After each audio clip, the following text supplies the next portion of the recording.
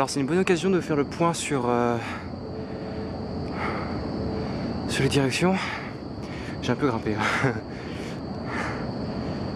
Donc tout l'autre côté là-bas, c'est Kowloon, qui veut dire les 9 dragons.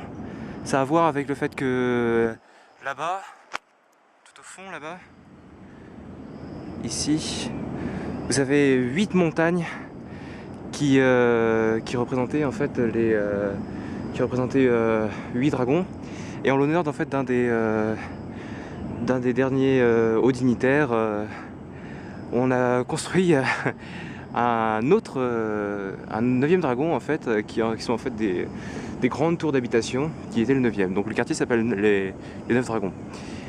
Et donc tout au bout vous avez dans cette zone là Mongkok, qui est un endroit où c'est super d'aller faire du marché. Plus près de la rive, ici on a Tsim Shat Roy, qui est un quartier assez commercial, mais sympa, hein, c'est agréable.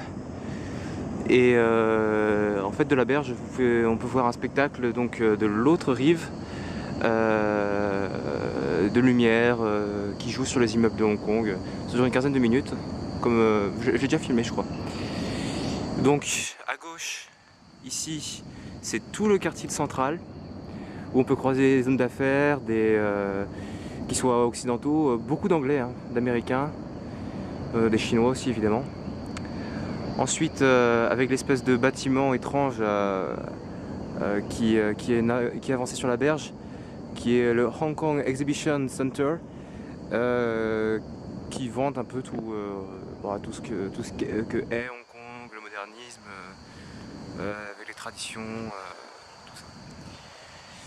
Plus au bout, on peut voir avec la tour, la deuxième grande tour, pas la noire, qui est celle de, si je ne me trompe pas, de HSBC, la tour HSBC. Plus au fond, là c'est Van Chrai. J'ai pas trop été parce que c'est pareil que Central, c'est super, des bâtiments énormes, mais c'est super cher. Et puis là, la petite avancée là avancée sur la mer, c'est là où je suis. C'est Causeway Bay, qui est censé être tranquille, mais en fait ne l'est pas du tout.